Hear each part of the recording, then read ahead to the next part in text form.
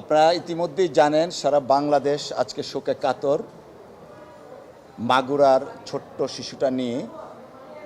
এবং এই প্রসঙ্গে বিএনপির ভারপ্রাপ্ত চেয়ারম্যান জনাব তারেক রহমান সাহেব ভিকটিমের মার সাথে কথা বলেছিলেন এবং ওনাকে আশ্বস্ত করেছিলেন যে এই ছোট্ট শিশুটির যাবতীয় চিকিৎসা সহ যত যা প্রয়োজন তিনি তা পদক্ষেপ নেবেন দলের পক্ষ থেকে।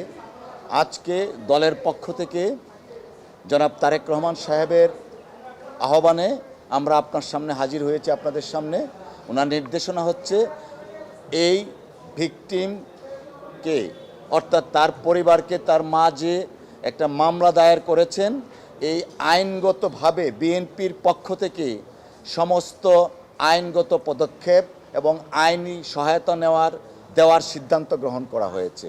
এবং এই জন্য মাগুরাতে বিএনপির পক্ষ থেকে একটা আইনজীবী প্যানেলও গঠন করা হয়েছে, যার নেতৃত্বে আছেন অ্যাডভোকেট শাহেদ হাসান টগর এবং অ্যাডভোকেট মোহাম্মদ রুকনুজ্জামান খান, অ্যাডভোকেট কুমোদ রঞ্জন বিশ্বাস, অ্যাডভোকেট এম এ মজিদ এবং অ্যাডভোকেট মিজানুর রহমান মিজান। এই 5 সদস্য বিশিষ্ট আইনজীবী প্যানেল জনাব তারেক রহমান সাহেবের পক্ষ থেকে, বিএনপির পক্ষ থেকে গঠন করা হয়েছে। তারা গ্রেফতারকৃত যারা আসামি আছেন, ঢালাইয়ের সেরা প্রিমিয়ার সিমেন্ট, এবং এই আসামিদের বিচারের জন্য তথা এই ভিকটিমের মা যে মামলা দায়ের করেছেন সেই মামলা পরিচালনা করার জন্য এই আইনজীবী প্যানেল বিএনপির পক্ষ থেকে কাজ করবেন। এবং সম্পূর্ণভাবে এই আইনজীবী প্যানেলের কাজটা হবে পরিপূর্ণভাবে বিএনপির পক্ষ থেকে। এবং এইখানে কোনো ধরনের কোনো আইনগত সহায়তার ক্ষেত্রে আইনজীবীদের যে একটা খরচ থাকে, সেই খরচটাও জনাব তারেক রহমান সাহেব ব্যক্তিগতভাবে বহন করবেন।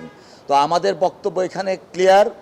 বিএনপি মা মাটি মানুষের দল জনাব তারেক রহমান সাহেবের নেতৃত্বে বিএনপি সারা বাংলাদেশে যেখানে অত্যাচার হবে, অন্যায় হবে, সেখানেই বিএনপির পক্ষ থেকে সব ধরনের সহযোগিতা থাকবে।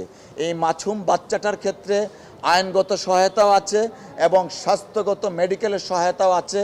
তারপরে সবচেয়ে উল্লেখযোগ্য যে জিনিসটা থাকে সামাজিক সহযোগিতা।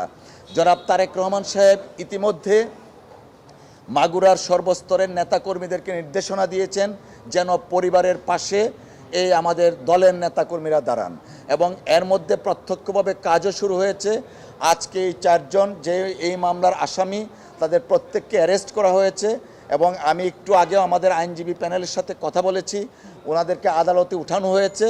এবং আমাদের পক্ষ থেকে অর্থাৎ ভিকটিম পরিবারের পক্ষ থেকে এই আইনজীবী প্যানেল কাজ করছেন যেন এই মামলার প্রকৃত দোষীদের শাস্তি বিধান করা যায়। ধন্যবাদ সকলকে।